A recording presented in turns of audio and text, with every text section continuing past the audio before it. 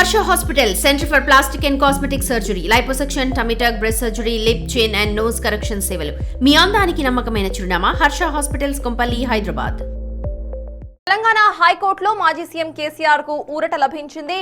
దీనికి సంబంధించి హరీష్ రావు సైతం ఒక ట్వీట్ చేశారు. సత్యమేవ జయతే, ఎవరెన్ని కుట్రలు చేసినా న్యాయస్థానాల్లో అంతిమంగా ధర్మం జయిస్తుందని సత్యం ఇటు నినాదిస్తుందని ఈ రోజు మరోసారి నిరూపితమైందంటూ కూడా ఆయన వ్యాఖ్యానించారు. ప్రాథమిక హక్కులు, సహజ న్యాయ సూత్రాలను విస్మరిస్తూ నడిపిన విచారణను ఉన్నత న్యాయస్థానం తప్పుబట్టింది. వ్యక్తిగత ప్రతిష్టకు భంగం కలిగించేలా కమిషన్ చేసిన వ్యాఖ్యలు చెల్లవని, ఆ నివేదిక ఆధారంగా ఎలాంటి చర్యలు కూడా తీసుకోకూడదని స్పష్టంగా తీర్పునిచ్చింది.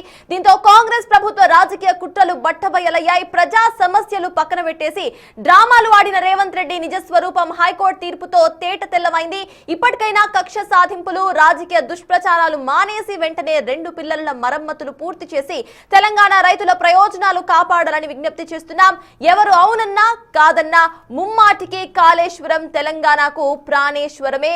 జై తెలంగాణ, జై కేసీఆర్ అంటూ కూడా హరీష్ రావు ఇక్కడ రాసుకొచ్చారు. నిన్న సైతం ఆయన మాట్లాడుతూ హైకోర్టులో ఖచ్చితంగా తమదే గెలుపుంటుంది అంటూ కూడా ఆయన వ్యాఖ్యానించారు. అయితే ఇక్కడ హైకోర్టులో కేసీఆర్ కు, హరీష్ రావుకు ఇదొక ఊరట అనే చెప్పుకోవచ్చు. కాళేశ్వరం ప్రాజెక్టులో అవకతవకలపై విచారణ కోసం ఏర్పాటు చేసిన జస్టిస్ పీసీ ఘోష్ కమిషన్ పై దాఖలైన పిటిషన్లపై హైకోర్టు కీలక తీర్పును వెలువరిస్తూ ఈ ఏదైతే ఇక్కడ కమిషన్ ఇచ్చిన నివేదిక ఉందో ఆ నివేదిక ఆధారంగా ఎటువంటి చర్యలు కూడా తీసుకోకూడదు, కొన్ని సెక్షన్స్ ను ఉల్లంఘించింది కారణంగా పూర్తిగా కూడా ఈ ఏదైతే నివేదిక ఉందో ఆ నివేదికను తీసేయాలి అంటూ కూడా ఇటు హైకోర్టు ఆదేశించింది. Justice PC Ghosh commission report ను నిలిపివేసింది హైకోర్టు. ఆ నివేదిక ఆధారంగా చర్యలు మాత్రం తీసుకోవద్దు అని ఆదేశించింది. At the same time Ghosh commission ఏర్పాటును మాత్రం హైకోర్టు సమర్థించింది. అయితే ప్రెజెంట్ జరుగుతున్న పరిణామాలు చూస్తుంటే గవర్నమెంట్ సుప్రీం కోర్టును ఆశ్రయించే అవకాశాలు సైతం మనకి కనిపిస్తున్నాయి.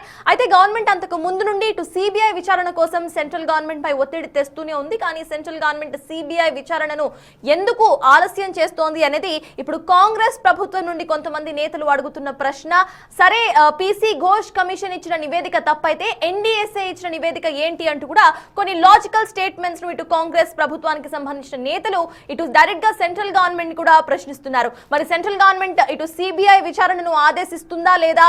At the same time government supreme కోర్టును ఆశ్రయించే అవకాశాలు సైతం కనిపిస్తున్నాయి. సుప్రీం కోర్టులో ఏదైతే 8B అనే ఒక క్లాస్ ను తీసుకొచ్చారో ఆ క్లాస్ కు సంబంధించి 8B ఫాలో అవ్వాల్సిందే అంటూ కూడా దీన్ని కొట్టిపారేస్తారా, లేకపోతే 8B కొన్ని ఏవైతే లిమిటేషన్స్ ఉన్నాయో ఆ లిమిటేషన్స్ ను ఇది చేసుకుంటూ కూడా జస్టిస్ పీసీ ఘోష్ కమిషన్ కరెక్టే చేసిందంటూ ఘోష్ కమిషన్ ను ఇటు చర్యలు తీసుకునే విధంగా గవర్నమెంట్ కు పాజిటివ్ గా ఒక స్టేట్మెంట్ అనేది ఇస్తుందా అనేది ప్రెసెంట్ సుప్రీం కోర్టు చేతుల్లో ఉంది. At the same time government సైతం మళ్ళీ ఇంకొక కమిషన్ వేసే అవకాశాలు సైతం ఉన్నాయా లేదా అనేది ఫర్దర్ గా future has to decide. However CBI విచారణను ఎందుకు ఆలస్యం చేస్తున్నారు? సిబిఐ విచారణ తొందరగా ఏర్పాటు చేయాలి. ఎన్డీఎస్ఏ రిపోర్ట్స్ ఆధారంగా, కాగ్ రిపోర్ట్స్ ఆధారంగానే మేము విచారణను జరిపాము. ఎక్కడా కూడా మేము పిటిషనర్లకు సైతం వాళ్ళకు కావాల్సిన రైట్స్ ను సైతం ఇచ్చాం, వాళ్ళకు కావాల్సిన సమయాన్ని సైతం ఇచ్చాము అంటూ కూడా ఇటు గవర్నమెంట్ తరపు వాదనలు వినిపిస్తున్నాయి. కానీ బీఆర్ఎస్ తరపు వాదనలు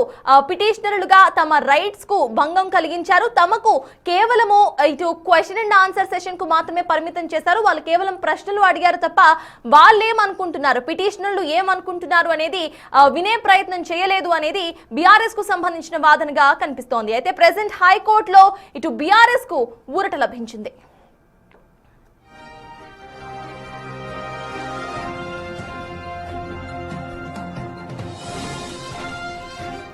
ఫర్దర్ గా హైకోర్టులో బీఆర్ఎస్ కు ప్రెసెంట్ ఊరట లభించింది. మరి